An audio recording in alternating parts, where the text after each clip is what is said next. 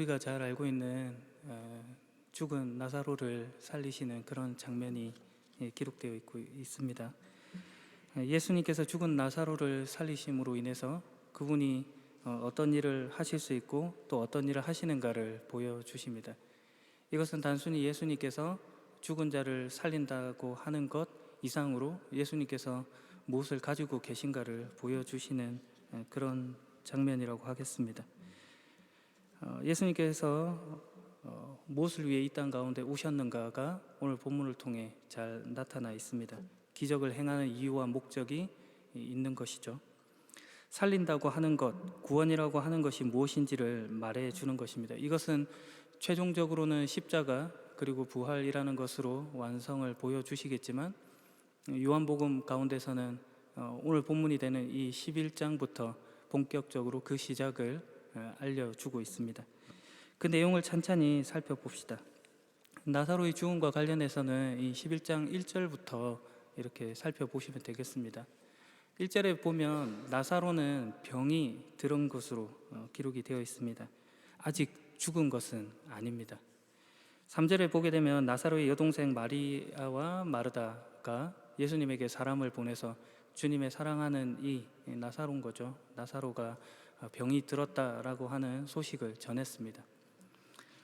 나사로가 어떤 병에 걸렸는지 그 병명에 대해서는 기록이 되어 있지 않지만 아마도 병이 들었을 때 가까운 의원을 찾았을 것이고 그 의원이 고칠 수 없다는 것을 말했을 것이고 그리하여 결국에는 예수님을 찾아야 했던 그 상황으로 미루어 짐작해 본다면 나사로가 중병을 앓았던 것이면 분명합니다.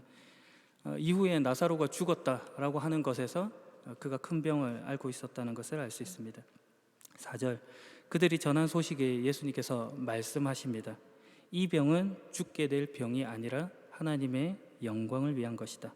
이 병으로 말미암아 하나님의 아들이 영광을 얻을 것이다. 그리고 6절에 보면 하지만 예수님께서 이 소식을 들으셨지만 나사로가 병들었다는 소식을 들으셨지만 지금 계신 곳에서 이틀을 더 머무르고 있는 것을 볼 수 있습니다. 5절의 표현을 보면 예수님은 마르다와 마리아 그리고 오빠 나사로를 사랑했습니다. 그러나 가지 않습니다. 아직 죽지 않았는데도 가지 않습니다. 우리 읽은 4절의 말씀과 같이 하나님의 영광을 위한 것입니다. 지난주 우리가 살폈던 요한복음 9장에서도 비슷한 맥락의 이야기가 있었죠. 태어나면서부터 앞 못 보던 자에 대한 예수님의 말씀 말입니다. 이 사람이나 그의 부모가 죄를 지어 이렇게 된 것이 아니다. 이 사람이 나면서부터 앞을 보지 못하는 것은 하나님의 일을 그 사람의 생애를 통해 나타내기 위해서이다. 하나님의 영광, 하나님의 일이라고 하는 것이 이 마주한 현실의 짐스러움과 묶여져 있는 것입니다. 앞서 언급한 대로 5절에 예수님께서 병에 걸린 나사로와 그 여동생 마리아와 마르다를 사랑하셨습니다. 그런데 가지 않으셨죠. 그것 또한 사랑이다라고 하는 것을 예수님이 보여주시려고 하는 겁니다. 1절에 보면 나사로와 마르다, 마리아가 살고 있는 곳은 베다니 마을이라고 소개하고 있습니다. 이 베다니는 예루살렘에서 동쪽으로 3km보다 조금 더 가깝게 떨어진 곳에 위치한 지역입니다. 감람산 동쪽 경사면에 위치하고 있는데요. 베다니는 그렇게 부유한 동네가 아니었습니다. 대부분 부유한 사람들은 자신들의 안전을 위해서 성벽이 있는 예루살렘 성 안에 살려고 했기 때문입니다. 유대교 랍비들의 성경 해석인 미드라시에는 이런 기록이 있습니다. 문둥병이 바람을 타고 전염이 된다고 하는 그런 생각 말입니다. 이스라엘은 지중해 쪽에서 이렇게 바람이 불어오는데요. 이 말이 무슨 말이냐면 바람의 방향이 예루살렘에서 베다니 쪽으로 이렇게 불어가고 있다는 것을 말해줍니다. 그러므로 예루살렘에서 문둥병 환자가 발생하면 바람을 타고 이동을 할 것이니 그들을 베단이나 그 주변 지역으로 옮기는 조치를 취했을 것입니다. 예수님의 도유 사건, 그러니까 향유를 부은 사건이 일어나는 장소를 베다니 문둥병 환자 시몬의 집이라고 소개하고 있는데 다 그런 맥락이 배경이 있는 그런 말인 것이죠. 결국 베다니가 예루살렘보다는 정결하지 못한 곳이다 하는 인식은 있는 겁니다. 그런 곳에 나사로, 마르다, 마리아가 살고 있었고 예수님께서 그들을 사랑하신 것입니다. 그냥 그저 그렇게 사랑한 것이 아니라 많이 사랑하신 것이죠. 11장 11절을 보게 되면 예수님께서 우리 친구 나사로라고 하는 표현을 쓰고 있는 것을 볼 수 있습니다. 친구라고 하십니다. 호필로스라는 말인데요, 사랑하는 자라는 뜻이 담겨 있는 말입니다. 5절에서 예수님께서 사랑하셨다라고 하실 때 그 표현은 아가페의 사랑을 기록하고 있습니다. 그러니까 신적인 사랑뿐만 아니라 인간적인 사랑, 그 모든 면에서 예수님께서 그들을 사랑하고 있었음을 나타내 주고 있는 것이죠. 긴밀한, 친밀한 관계를 가졌던 것입니다. 우리 친구라고 하는 이 표현을 통해서 또 짐작해 본다면, 우리라는 말에서 이 나사로라고 하는 인물이 예수님뿐만 아니라 지금 이 이야기를 듣고 있는 제자들과도 매우 친밀한 관계를 가지고 있었음도 생각해 볼 수 있습니다. 그런 그가 병들었고 예수님께서 그 소식을 들었고 예수님께서 그를 매우 사랑하셨고, 그러나 가시지는 않는 것입니다. 계시던 곳에 이틀을 더 머무셨습니다. 우리가 이 사실을 이해할 수 없는 것이죠. 사랑하는데 그렇게 하냐라는 것이죠. 왜냐하면 앞서 언급한 대로 4절에 하나님의 영광이라고 하는 것을 위함입니다. 마태복음 8장에는 예수님께서 백부장의 종을 고치시는 사건이 있습니다. 예수님께서 가버나움이라는 마을로 들어가셨을 때 백부장이 다가와서 예수님께 청을 합니다. 자기 집의 종이 중풍병으로 매우 고통받고 있다고 하는 말입니다. 그런데 예수님을 저희 집으로 모실 그런 자격은 되지 않으니 예수님께서 말씀만 해주시면 제 종이 낫겠다고 하는 그런 믿음을 보입니다. 그래서 예수님께서 말씀하시죠. 가거라, 네 믿음대로 이루어질 것이다, 뭐 이런 말씀을 하시는데 그 순간 그 종이 나음을 입는 사건이 벌어집니다. 이 사건을 그대로 적용해 본다면 지금 예수님께서 그 나사로, 사랑하는 나사로를 살리기 위해서 굳이 가실 필요가 없다는 말입니다. 그저 말씀만 하면 되는 것이죠. 그런데 그렇게도 안 하시는 것입니다. 거듭 말하지만 왜 그렇냐? 4절에 하나님의 영광이라고 하는 것은 위에서 그렇다는 것입니다. 7절에 예수님께서 이튿날 제자에게 다시 유대 땅으로 가자라고 말씀하셨습니다. 제자들이 의아해했죠. 방금까지 이 유대 땅에서 있었던 일은 예수님을 돌로 치려고 하는, 그런 잡아 죽이려고 하는 그런 일이 벌어졌던 곳이기 때문입니다. 요한복음 8장 59절과 10장 31절을 보면 유대인들이 2차례나 돌을 집어들어서 예수님을 치려고 했습니다. 예수님이 거길 피하시죠. 10장 39절을 보게 되면 유대인들이 다시 예수님을 잡으려고 매우 부지런히 움직였던 것을 또한 알 수 있습니다. 그런데 그곳으로 지금 가자고 말씀하시는 것입니다. 죽음의 위협이 있는 곳에 스스로 가자고 하신 것이죠. 그런 이유 때문에 16절에는 디두모라고 하는 도마가 우리가 주님과 함께 죽으러 가자라고 하는 그런 소리를 하게 되는 것입니다. 그러나 주님께서 만드시는 것은 죽음, 사망이 아닙니다. 예수님과 함께 계신 곳에 죽음이라는 것이 있지 않습니다. 십자가상에서도 예수님께서 먼저 죽으시지만 그리고 부활을 또 만드시고 하시죠. 나인이라는 마을의 성문에 이르렀을 때 과부의 아들이 죽는 장면이 있습니다. 근데 예수님께서 그걸 보시고 그 과부의 아들을 살려주시죠. 달리다굼, 소녀야 일어나라. 그 말씀을 통해서 또 죽은 야이로의, 회당장 야이로의 딸을 살리는 그런 장면도 있습니다. 사망이나 죽음이 예수님과 어울리지 않는 것입니다. 비단 나사로만이 아니기 때문에 지금 예수님께서 다시 유대 땅으로 가자라고 하시는 것입니다. 전 인류를 향한 말씀이십니다. 생명을 심으십니다. 이 말씀을 하신 후에 예수님께서 말씀을 덧붙이십니다. 우리 친구 나사로가 잠들어 있다. 깨우러 가자. 제자들은 진짜 자는 줄 알았습니다. 그러니까 그걸 모르니 예수님께서 분명하게 말씀하시죠. 나사로가 죽었다. 17절에 나사로는 이미 죽어 무덤 속에 있은 지 4일이나 되었습니다. 민간 신앙을 보면 죽은 자의 영혼은 3일 동안 그 시체에 머무른다라고 하는 그런 생각이 있었습니다.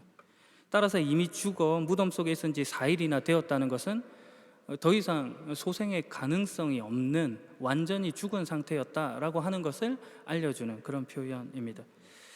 예수님께서 늦게 그곳에 도착하시려고 하는 의도 속에 이런 뜻도 있는 것입니다.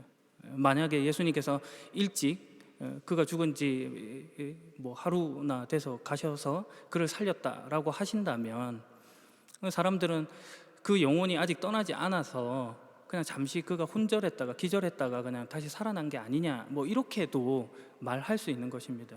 안 믿으려고 하면 별말 다 할 수 있는 것이죠. 그러나 최소한 이제는 그런 소리는 못하는 것입니다. 39절, 나사로가 무덤에 있은 지 이미 4일이나 되어 냄새가 심하게 날 정도였습니다. 부패하고 있다는 것이죠. 20절에 마르다는 예수님께서 오신다는 소식을 듣고 예수님을 마중 나갔고 마리아는 집에 남아 있었습니다. 마르다는 말합니다. 주님께서 여기 계셨더라면 제 오빠가 죽지 않았을 것입니다. 그러나 지금이라도 주님께서 하나님께 구하신다면 그 하나님께서 그것을 주실 줄 또한 압니다라고 말합니다. 예수님께서 말씀하셨습니다. 네 오빠가 다시 살아날 것이다. 그러자가 마르다가 대답하죠. 마지막 날에 있을 부활 때 제 오빠가 다시 살아날 것을 제가 압니다. 그러자 예수님께서 마르다에게 말씀하십니다. 나는 부활이요 생명이다. 나를 믿는 사람은 설령 죽는다 해도 살 것이며 살아서 나를 믿는 사람은 그가 누가 되었든지 결코 죽지 않을 것이다. 네가 이것을 믿느냐? 오늘 본문의 이야기에서 가장 핵심적인 메시지가 이렇게 선포되고 있습니다. 마르다의 말을 한번 보십시오. 주님께서 여기 계셨더라면 과거에 대해서 이야기하고 있습니다.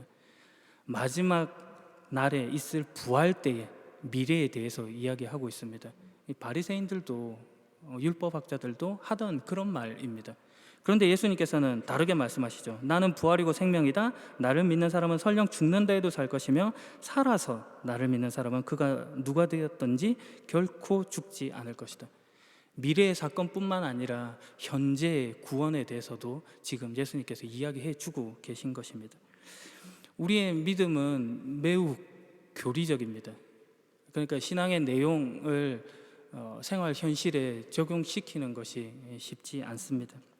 그러니 더욱더 논리적이고 이성적이고 분석적으로 예수님에 대해서 하나님에 대해서 알려고 하지만 결국 왜 하나님이 이 자리까지 오셨는지를 이해하지 못하는 것입니다. 하나님이 우리 편이 되어 주신다는 것을 모르는 것입니다. 천지를 지으신 하나님이 우리 편입니다. 마르다와 예수님의 대화가 이걸 말해주고 있는 것입니다. 마리아도 다르지 않습니다. 32절에 보면 이후 마리아는 예수님께서 계신 곳으로 갔습니다. 예수님께서 마을로 들어오지 않으시고 마르다와 이야기하고 계신 곳에 서 있었습니다. 마리아가 오는 것이죠. 결과적으로 예수님께서 어떤 상가를 방문하지 않음으로 인해서 조문객의 예의를 다하지 않고 무시하신 것이 되었습니다. 그러나 이것이 예수님께서 오신 이유죠.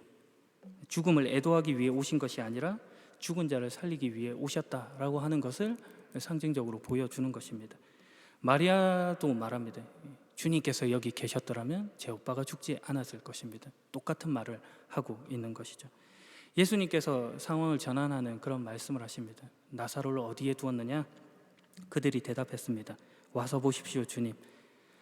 33절에 마리아와 마리아의 뒤를 따라왔던 유대인들이 그 마음에 이렇게 격양되어서 또 울고 있는 그런 모습을 보시고 예수님께서 또 통분히 여기시고 격양되게 또 마음 아파하시면서 우시는 또 그런 장면이 뒤에 나옵니다. 예수님이 우셨습니다. 천지를 지으신 하나님이라고 하는 우리 예수님이 우신 것이죠. 운다라고 하는 것에 대해서 생각을 해보면 기쁠 때도 울지만 이런 막막한, 답답한, 슬픈 속에서의 눈물이라고 하는 것은 그 속에서 어떤 해결 방법이 없고 그것을 고쳐낼 실력이 없는 답답함 때문에 오는 것입니다. 그러나 방금 전에 말씀드린 것처럼 예수님은 무엇이든지 하실 수 있는 분임에도 불구하고 울고 계신 것입니다. 모든 것을 하실 수 있는 그 하나님께서 우셨다. 인간을 얼마나 불쌍히 여기시고 그 마음에 얼마나 공감하시고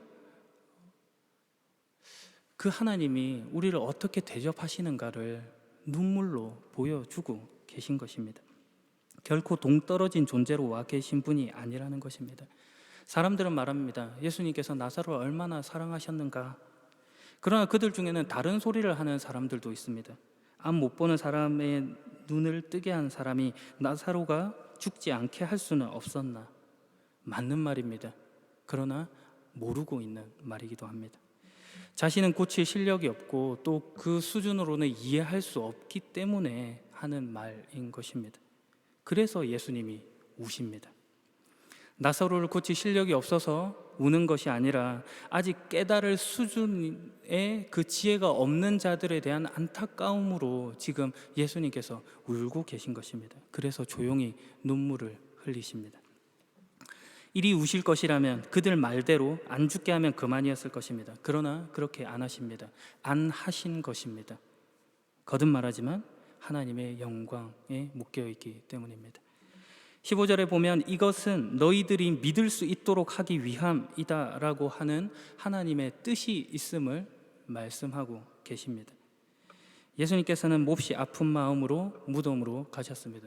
무덤은 유대인들의 전형적인 그런 형태로 입구에 커다란 돌이 막혀있는 그런 굴이었습니다.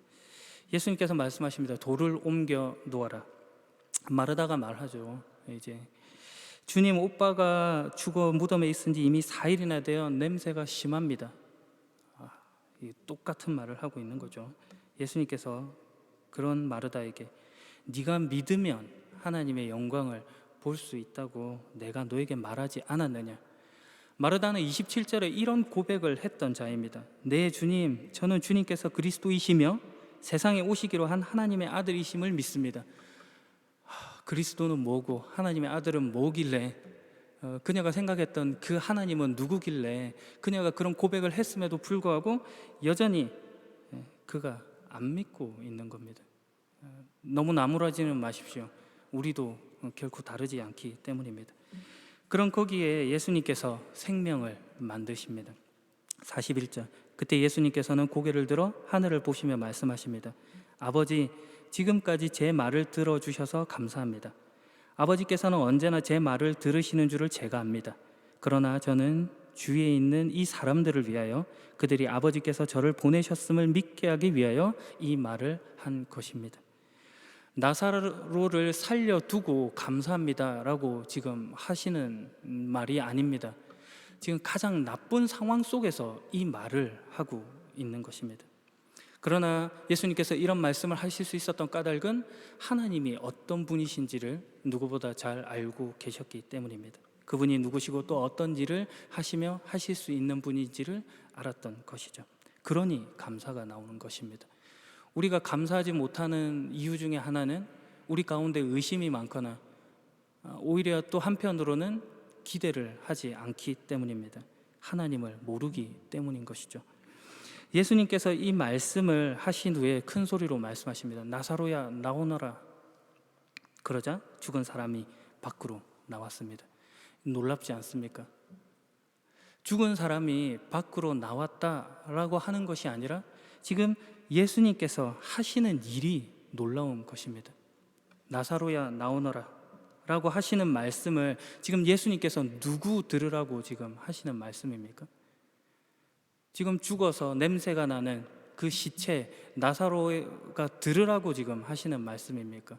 그러면 죽은 나사로가 네 하고 지금 이렇게 듣고 나올 수 있는 그런 문제입니까?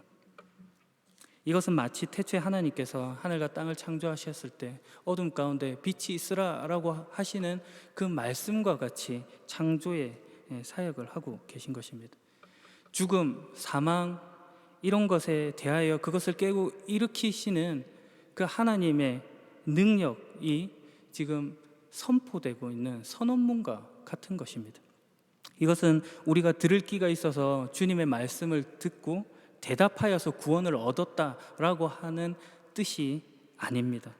이것이 오늘 사건의 핵심입니다. 구원이, 은혜가 죽어 있는 중에 선포되고 있는 것입니다. 예수님께서 나사로가 완전히 죽은 후에 오신 이유가 그 때문입니다.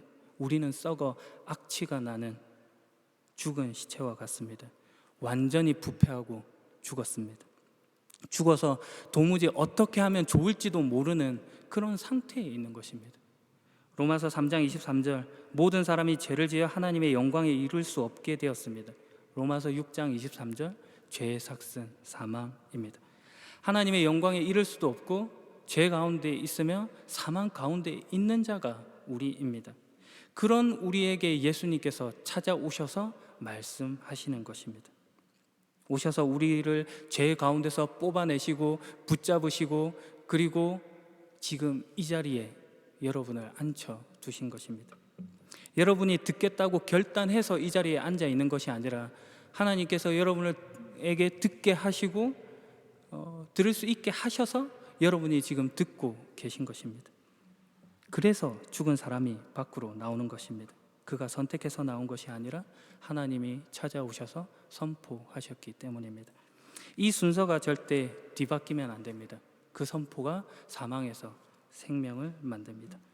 오늘 그 선언이 우리에게 주어져 있습니다. 나는 부활이요 생명이다 하신 예수님의 말씀으로 말입니다. 그래서 우리가 풀려난 인생인 것이죠. 해방되었고 자유하게 되었습니다. 하나님이 보이신 영광이고 우리 존재의 명예입니다. 죽은 나사로는 밖으로 나왔습니다. 그의 손과 발은 여전히 천으로 묶여져 있었고 그리고 얼굴도 천으로 둘러싸여 있었습니다. 예수님께서 또 말씀하시죠. 사람들에게 천을 풀어주어 다니게 하여라. 이후 나사로가 어떻게 행동했는지에 대해서 성경은 기록하고 있지 않습니다. 대신 45절에 마리아에게 조문하러 왔던 유대인들은 예수님께서 하신 일을 보고는 그분을 믿었습니다 라는 말로 이 이야기가 나사로가 살아났다는 이야기가 아니라 예수님이 주인공이다라고 하는 것으로 다시금 초점을 모으고 있습니다. 그럼에도 불구하고 오늘 본문의 이야기에서 예수님의 이야기를 곱씹어 본다면 예수님이 우리를 어떻게 대접하고 있는지가 자세히 나타나 있습니다. 39절에 돌을 옮겨 놓으라. 44절에 천을 풀어주어 다니게 하여라. 주님의 사역에 우리를 동참시키고 있으신 것입니다. 우리가 어떤 존재인지를 보게 하십니다. 죽은 자를 살리시는 것은 전적으로 하나님이 하시는 일입니다. 그러나 그 속에서 우리의 할 일도 보게 하시는 것입니다. 무엇을 보고 무엇을 듣고 무엇에 순종하며 나아가야 할지를 말입니다. 예수님께서는 살아난 나사로를 부축하여 집으로 데려가라고 하시지 않았습니다. 천을 풀어주어 다니게 하여라. 나사로가 자기 몫으로 가진 것이 있는 겁니다. 이를 분담하여 기적을 이룬다는 말이 아닙니다. 전적으로 하나님이 하십니다. 하지만 우리가 소원하고 바라는 기적이라고 하는 것에 내가 믿기 편한 방식으로 기도하고 내가 원하는 결과를 그냥 받는다는 식으로는 안 된다는 겁니다. 그 속에 하나님께서 원하시는 책임 있는 신자의 모습이 있는 것이죠. 그것이 바로 하나님과 관계 맺음이라고 하는 것으로 묶여져 있는 것입니다. 예수님께서 오늘 사건으로 그 일을 만드십니다. 죽은 자를 살리는 것 이상으로 오늘 우리에게 하시는 말씀입니다. 나사로에게 행하셨던 것과 같이 오늘 우리의 무덤 앞에 예수님께서 서 계십니다. 그리고 말씀하십니다. 부르십니다. 풀어주십니다. 그래서 우리가 풀려납니다. 마지막 이야기로 설교를 마무리하려고 합니다. 오늘 본문의 사건보다도 더 대단하다고 할 수 있을 만한 사건이 에스겔서 37장에 나타나 있습니다. 여러분 잘 알고 있는 마른 뼈가 살아나는 그런 사건입니다. 완전히 썩어 문드러져서 이제 살점 하나 없이 그냥 뼈만 앙상하게 남겨져 있는 그런 상태의 모습입니다. 사방에 뼈들이 흩어져 있는데 하나님께서 말씀하시죠. 그렇게 하나님이 말씀하시자 뼈와 뼈들이 이렇게 접합이 되고, 그리고 거기에 힘줄이 붙고, 그리고 살이 이렇게 붙고, 또 살갗이 이렇게 덮여지는 그런 일이 벌어집니다. 그러나 아직 그가 살아있지는 않습니다. 남은 것이 있습니다. 그에게 부족했던 생기를 하나님께서 불어주시는 것이죠. 마치 하나님께서 태초에 인간을 창조하셨을 때 흙으로 사람을 지으시고 그 코에 생명의 숨을 불어 넣으시는 것과 같이 생기를 불어 넣으시니 그 발을 딛고 일어서서 많은 군대를 이루는 그런 장면이 있는 것입니다. 인간다움이라고 하는 것이 물질만으로 이루어져 있지 않음을 하나님이 보이시는 것입니다. 하나님의 숨, 하나님이 필요한 존재인 것이죠. 오늘 우리가 이 사실에 항복하고 하나님과 깊은 관계 맺음을 해 나가야 할 것입니다. 오늘 여러분들이 그런 복된 자리 가운데로 부르심을 받아 풀려난 인생임을 알고 주님 안에서 건강하게 살아가시기를 축복합니다. 기도하도록 하겠습니다. 창조의 주님, 생명의 하나님, 하나님의 형상을 따라 우리를 지으시고 생명의 숨을 불어주심에 감사합니다. 죄 가운데 완전히 죽은 우리를 부르시고 붙잡으시고 여기 이 자리에 있게 하신 주님임을 찬양합니다. 주님을 더 알아가는 인생이겠습니다. 주님을 더 사랑하겠습니다. 해방된, 자유한, 풀려난 인생을 살겠습니다. 오늘도 찾아오셔서 나오라 라고 하시는 예수님의 이름으로 기도합니다. 아멘.